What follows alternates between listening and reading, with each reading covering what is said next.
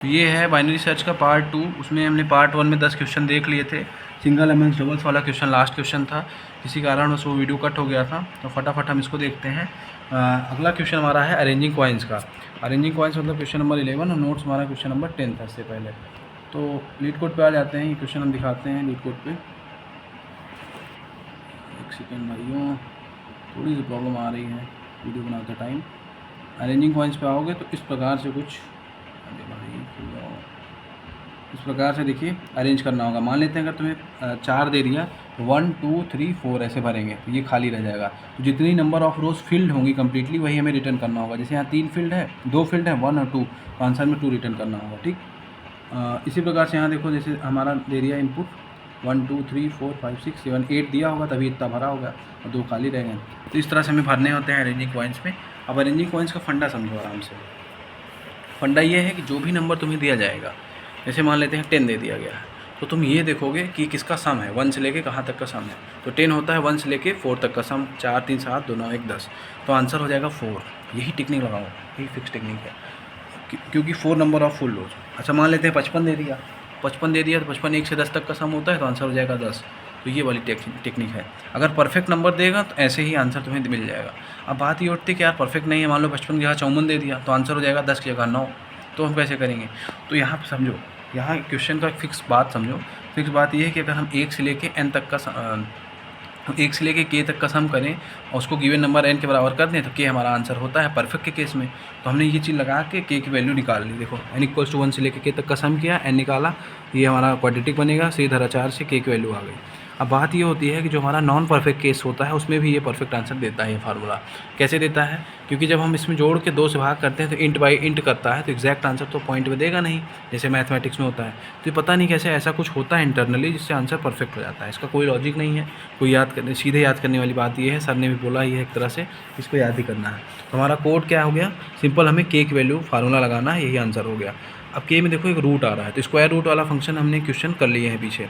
Square root वाला code में simple सा देखो लीड कोड पे डायरेक्टली बताता हूँ। लीड कोड पे आए, देखो स्क्वायर रूट वाला कोड एज इट इज़ उठा के रख दिया हमने। बस वहाँ जैसे हमने लॉन्ग में लॉन्ग था, ये देखो यहाँ लॉन्ग है, लॉन्ग को हमने वहाँ पे इंट में चेंज किया था लास्ट में फाइनल में। यहाँ कोई चेंजिंग नहीं करना है, सिंपल सा लॉन्ग में है, लॉन्ग में चलने दो आंसर को। अब देखो होता क्या है कि हमने एक फंक्शन, हमारा जो भी मेन एक तरह से फंक्शन है, मेन फंक्शन, उसके अंदर हम जाते हैं फंक्शन कॉल करते हैं। ये देखिए MySQRT फंक्शन को मैंने कॉल किया कि 8n+1 वैल्यू पास कर रहा हूँ, इसकी वैल्यू रिटर्न करके रूट में देना। तो 8n+1 वैल्यू इस वाले फंक्शन में आवेगी। आने के बाद यहाँ से जो भी वैल्यू रिटर्न होगी स्क्वायर रूट की, जैसा कि हमने उस फंक्शन में देखा था पहले जो भी कोड किया था, स्क्वायर रूट की वैल्यू रिटर्न हो गया। क्योंकि ये लॉन्ग में चल रहा है तो आंसर लॉन्ग में रिटर्न करेगा ये। ऊपर मैंने लॉन्ग में ही वो टी को मान लिया है, मान लेते हैं कोई टी है। अब टी क्या है, देखो एक्चुअल में हमारा के का फार्मूला ये बन रहा है, बोलो ये देखो यहाँ ये के लिखा है, इसको उठा के मैंने यहाँ लिख लिया के। तो के का फार्मूला हो गया t-1/2। तो हमारा जो भी आंसर होगा वो हो जाएगा t-1/2, और ये भी मैंने लॉन्ग के टर्म्स में रखा है। और वहाँ से टी की वैल्यू आएगी, इसमें भर जाएगी अपने आप, और ये फिर जो भी लॉन्ग में है इस आंसर को मैंने इंट में चेंज कर लिया क्योंकि आंसर इंट में पूछा है, तो ये आंसर आ जाएगा। तो बस यही टेक्निक लगाई गई है। अब इसी क्वेश्चन में जैसे अगर आपको लॉन्ग से करने की इच्छा नहीं है तो एक और तरीका होता है, एक और टेक्निक होती है, उसको समझ लेते हैं।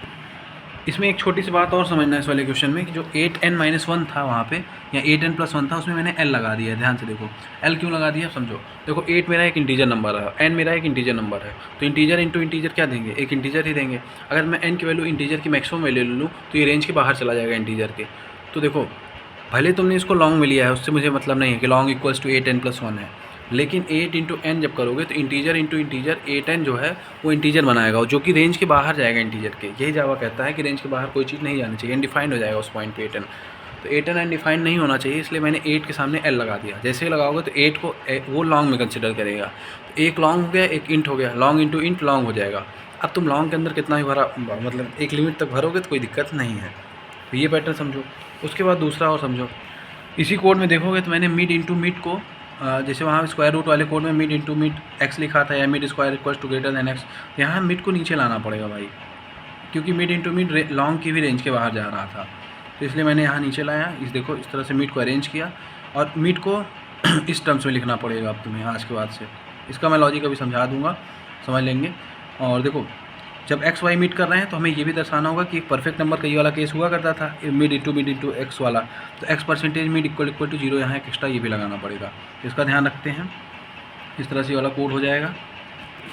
भाई फ्लोर वाले क्वेश्चन में ही जो था, मुझे ये वाली बात तुम्हें बता देना चाहिए था, मैंने वहाँ पर नहीं बताया था कि जो भी हमारी फ्लोर वाली प्रॉब्लम थी रूट वाली, उसमें 2 तरीके से हम उसको रिजॉल्व कर सकते थे। एक तो यही लॉन्ग मान के कि आप लॉन्ग मान के कर लीजिए, जैसे कि यहाँ पे किया है, या फिर एक टेक्निक ये थी जैसे mid equals low plus high by 2 जब हम करते हैं, देखो लो की वैल्यू, कभी ऐसा हो सकता है कि हाई की वैल्यू बहुत बड़ा हमने नंबर ले लिया, क्योंकि अब स्क्वायर रूट में चल रहा है, ध्यान से सुनना। ये अरेंजिंग कॉइन वाला क्वेश्चन जो था एक तरह से किस पे बेस्ड है, स्क्वायर रूट पे। और स्क्वायर रूट में कोई एरे नहीं होता, मैंने बताया था 1 से लेकर n के बीच में आंसर हो सकता है।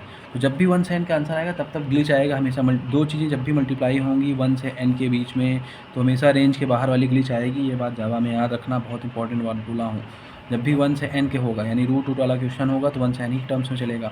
1 से n में कोई भी 2 चीज़ें मल्टीप्लाई हो रही हैं तो पक्का रेंज के बाहर जा सकती हैं, तो इनको हम लॉन्ग में रखते हैं। अब यहाँ पे जो मेरा मिड है, अगर मैं हाई की वैल्यू बहुत बड़ी ले लूँ, मतलब लास्ट एकदम इंटीजर की, तो लो प्लस हाई करूँगा तो रेंज के बाहर चला जाएगा, खेल ख़त्म, समाप्त लाला। तो मिड यहाँ पे डिफाइंड ही नहीं हो पाएगा। तो इसी मिड को हमेशा एक ऐसे टर्म्स में लिखा जाता है, ध्यान से देखो। इसको लो जैसे प्लस माइनस लो कर लो, ये वो कर लो, करने के बाद ऐसा आएगा, जैसे ही ऐसे ही आ जाएगा मिड। यानी हम आज के बाद मिड का ये वाला चीज़ हमेशा इस्तेमाल करेंगे जब भी ये मल्टीप्लिकेशन वाली प्रॉब्लम